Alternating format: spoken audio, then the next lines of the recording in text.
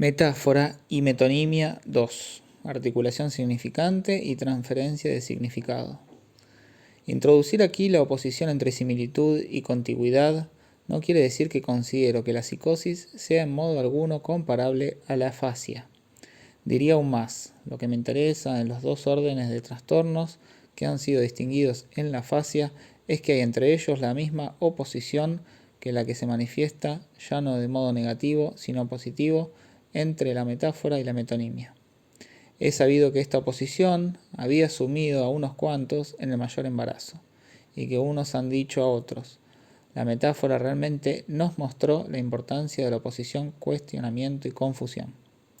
La oposición del significante y el significado no es un mero sustituto de la famosa y no menos inextricable oposición entre la idea o el pensamiento y la palabra. Alguien, un gramático sensacional, hizo una obra notable en la que solo hay una falta, su enojoso subtítulo, de las palabras al pensamiento. Esta formulación, espero, no puede ser sostenida ya por ninguno de ustedes.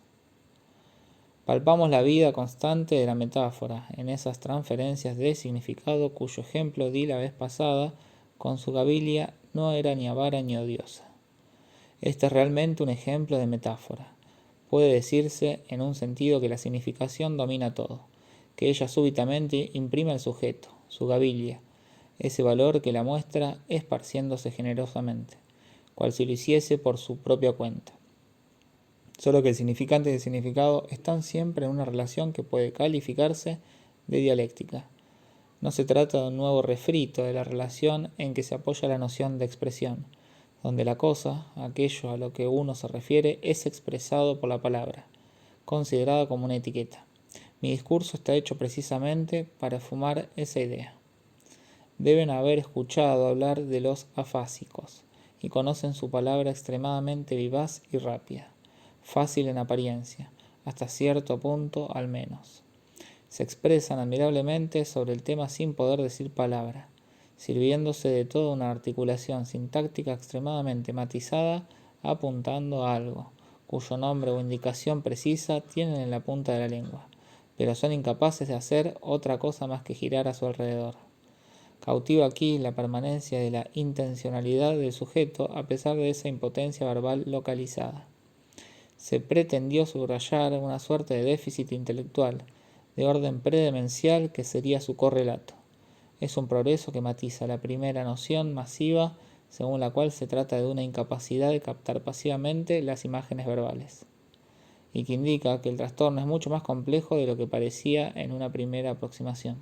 Pero, cualesquiera sean los déficits que el sujeto muestra cuando lo colocamos ante una tarea definida, según los modos que caracterizan la posición de los test, nada se habrá resuelto hasta tanto no sepamos su mecanismo y su origen.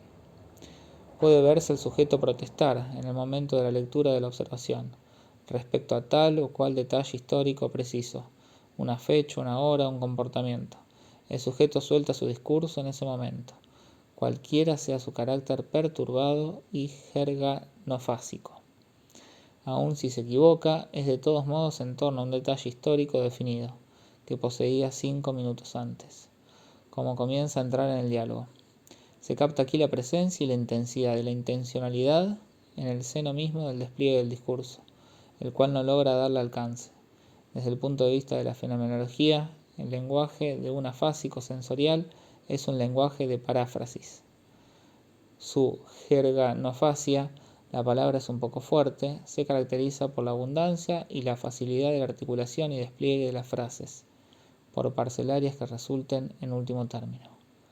La paráfrasis se opone directamente a la metáfrasis, si llamamos así a todo lo que es del orden de una traducción literal. Esto significa que si le piden que traduzca de un sinónimo, que repita la misma frase, aún la que acaba de decir, será incapaz de hacerlo. Puede encadenar sobre vuestro discurso o el suyo, pero tiene las mayores dificultades para comentar un discurso. Obtienen de él réplicas tan vivaces, tan patéticas en su deseo de hacerse entender, que lindan con lo cómico. Tiene uno que estar interesado por el propio fenómeno para no reír. Hay por tanto en este caso un trastorno de la similitud, que consiste en que el sujeto es incapaz de la metáfrasis, y lo que dirá está enteramente en el dominio de la paráfrasis. Junto a la fascia sensorial existe la que burdamente se llama motora. Comienza con los trastornos del agramatismo, bien conocidos ahora, y llega a una extrema reducción del stock verbal, en la imagen inmortalizada. Es el famoso lápiz que ya no puede sacar. Esta otra dimensión del déficit afásico puede colocarse muy bien en el orden de las perturbaciones de la contigüidad. En este caso, se degrada esencialmente de manera progresiva la articulación, la sintaxis del lenguaje, según la dimensión del caso y la evolución de ciertos sujetos, hasta el punto de hacerlos incapaces de articular en una frase compuesta lo que no obstante pueden nombrar correctamente. Conservan la capacidad nominativa, pero pierden la capacidad proposicional. No son capaces de construir la proposición. A causa de las propiedades mismas del significante y del significado, la tentación eterna a la que sucumbe el propio lingüista, y con más razón aún, quien no lo es considerar que lo más aparente del fenómeno da el todo. Hasta cierto punto los lingüistas fueron víctimas de esa ilusión. El énfasis que ponen en la metáfora, por ejemplo, siempre mucho más estudiada que la metonimia, da fe de ello. En el lenguaje pleno y viviente, ella es lo más llamativo, pero también lo más problemático. ¿Cómo puede ser que el lenguaje tenga su eficacia máxima cuando logra decir algo diciendo otra cosa? Es, en efecto, cautivante, y se cree incluso alcanzar por esa vía el núcleo mismo del fenómeno del lenguaje, a contracorriente de la noción ingenua. La noción ingenua querría que hubiese superposición, un calco entre el orden de las cosas y el orden de las palabras. Se cree haber dado un gran paso diciendo que el significado nunca alcanza su meta sino por intermedio de otro significado, remitiendo a otra significación. Es solo el primer paso, y no se ve que sea necesario dar otro. Hay que percatarse de que, sin la estructuración del significante, ninguna transferencia de sentido sería posible. Algunos de ustedes percibieron acertadamente la vez pasada que eso quería decir yo, al poner el énfasis en el papel del significante en la metáfora. El déficit para abordar las cosas desde este ángulo tiene dos vertientes. La primera es la disolución del vínculo de la significación intencional con el aparato del significante. El sujeto conserva dicho aspecto globalmente, pero no logra, sin embargo, dominarlo en función de su intención. La segunda es la disolución del vínculo interno al significante. Se enfatiza el hecho de que se trata de una especie de descomposición regresiva, que se explica bastante bien mediante la teoría jacksoniana, según la cual una descompensación de las funciones sigue el orden inverso al de su adquisición, no el desarrollo. El lenguaje no se reduce al lenguaje idealmente primero del niño, sino por un verdadero turning.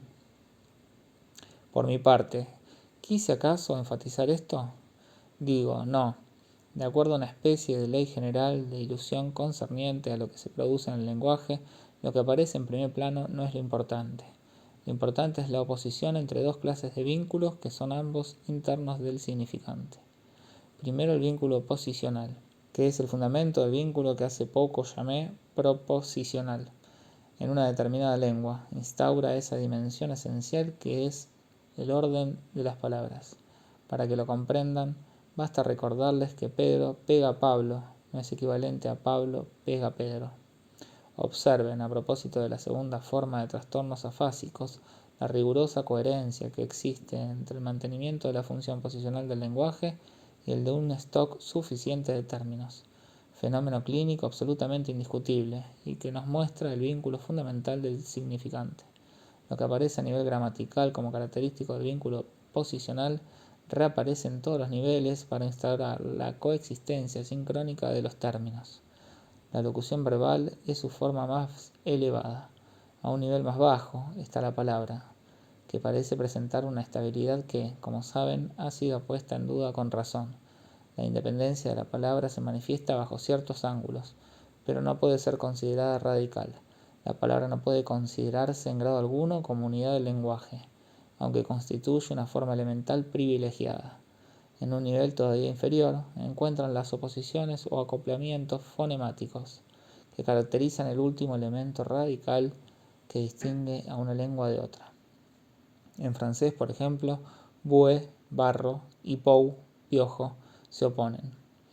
Cualquiera sea el acento que uno tenga, incluso cuando uno tiende, si es un poco limítrofe, a pronunciar boue como pou. Pronunciarán distinto pou porque el francés es una lengua en la cual esta oposición vale.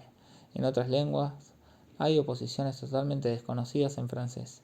Este vínculo de oposición es esencial a la función del lenguaje. Debe ser distinguido el vínculo de similitud, implícito en el funcionamiento del lenguaje, que está ligado a la posibilidad indefinida de la función de sustitución, la cual solo es concebible sobre el fundamento de la relación posicional. En el principio de la metáfora no está la significación, supuestamente traspuesta de vos a la gavilla. Admito perfectamente que alguien me objete que la gavilla de vos es metonímica y no metafórica, y que, subyacente a esta magnífica poesía, nunca nombrado directamente, esté el pene regio de vos, pero esto no le da a la gavilla su virtud metafórica, sino su colocación en posición de sujeto en la proposición, en el lugar de vos. Se trata de un fenómeno de significantes. Lleguemos hasta el límite de la metáfora poética que no dudarán en calificar de surrealista, aunque no se haya esperado a los surrealistas para hacer metáforas. No puede uno decir si es algo insensato o insensato. No diré que es la mejor manera de expresar las cosas, pero en cualquier caso, surte efecto. Tomemos una fórmula de la cual no me negarán que es de verdad una metáfora.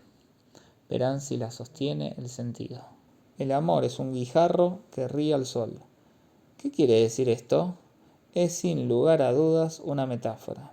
Es probable que si nació es porque entraña un sentido. En cuanto a encontrarle uno, puedo dedicar a ello el seminario. Me parece una definición indiscutible del amor, y aire que no seguiré buscando otras, porque me parece indispensable, si uno quiere evitar volver a caer siempre en confusiones irremediables. En suma, una metáfora se sostiene ante todo mediante una articulación posicional. La cosa puede demostrarse hasta en sus formas más paradójicas.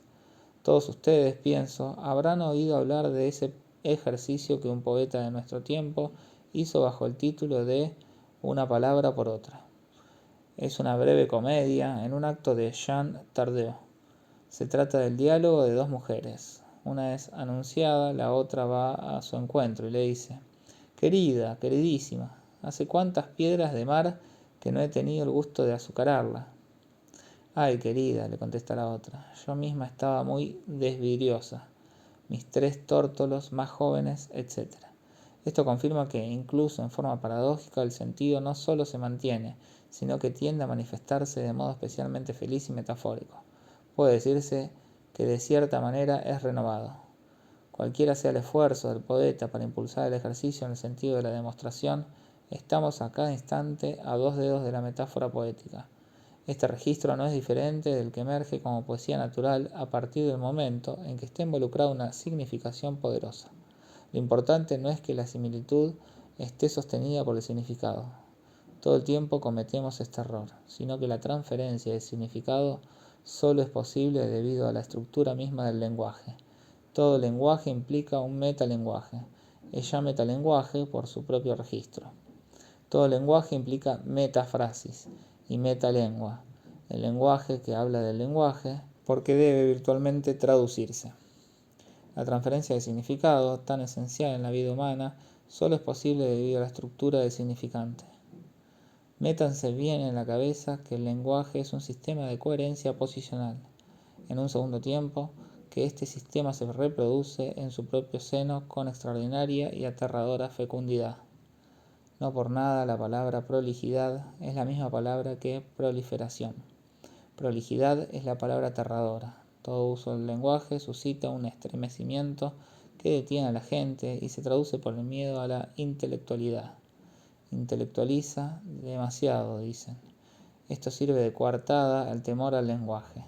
En realidad observarán que hay verbalismo cuando se comete el error de otorgarle demasiado peso al significado, mientras que toda operación de construcción lógica adquiere su verdadero alcance avanzado en el sentido de la independencia del significante y del significado.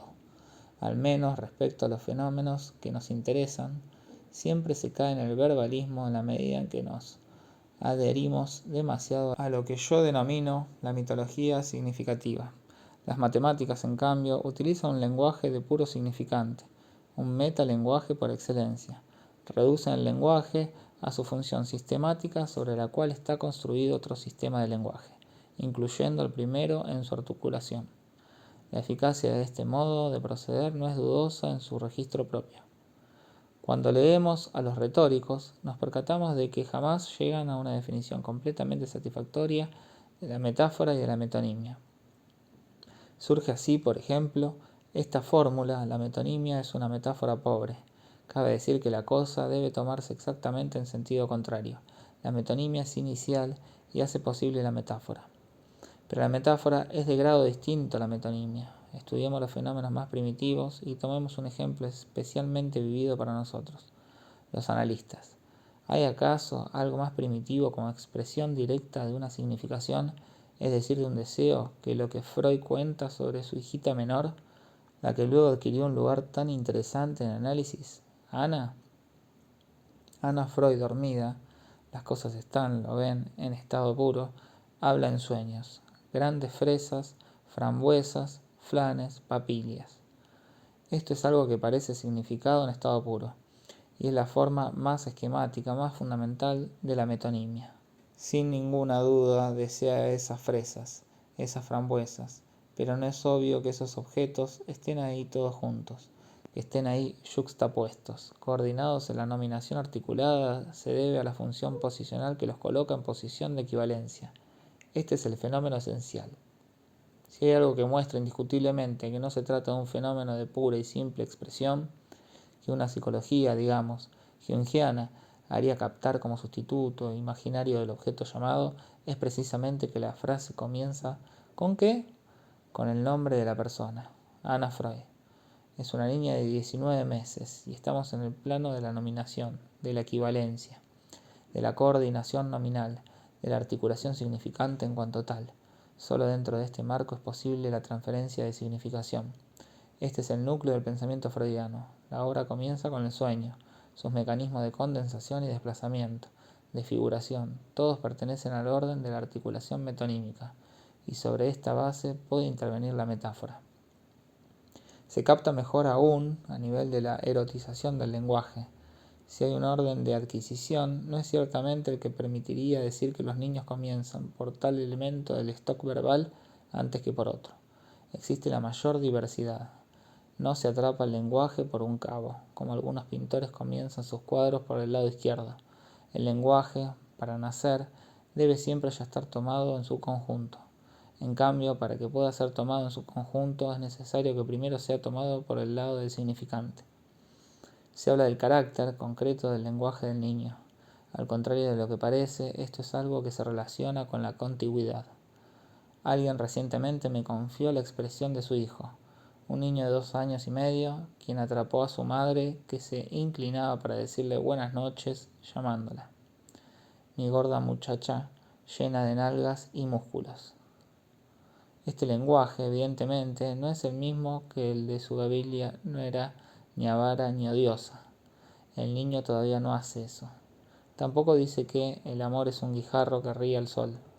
Se dice que el niño comprende la poesía surrealista y abstracta, que sería un retorno a la infancia. Es una idiotez. Los niños detestan la poesía surrealista y ciertas etapas de la pintura de Picasso les repugnan. ¿Por qué? Porque todavía no llegaron a la metáfora, sino a la metonimia. Cuando aprecian algo en la pintura de Picasso es porque se trata de metonimia. La metonimia también es sensible en ciertos pasajes de la obra de Tolstoy, donde cada vez que se habla de una mujer que se acerca, vemos surgir en su lugar procedimiento metonímico de elevado estilo.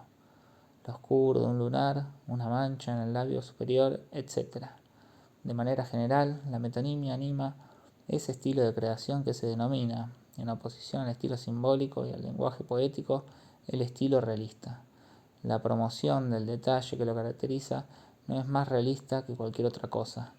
Solo vías muy precisas pueden hacer de un detalle el guía de la función deseante. No cualquier detalle puede ser promovido como equivalente del todo.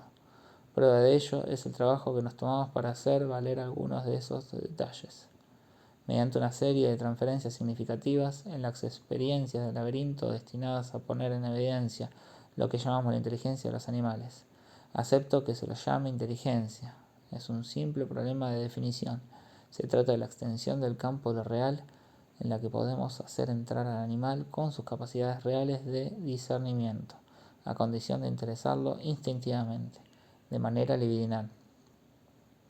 El pretendido realismo de la descripción de lo real mediante el detalle solo se consigue en el registro del significante organizado, gracias al cual, por el hecho de que la madre es mi gorda muchacha llena de nalgas y músculos, el niño evolucionará de cierta manera. Es indudable que, efectivamente, en función de sus precoces capacidades metonímicas, en determinado momento las nalgas podrán volverse para él un equivalente materno, que la sensibilización de tal o cual sentido en el plano vital sea concebible, no cambia nada el problema. Este fenómeno puede producirse en base a la articulación metonímica.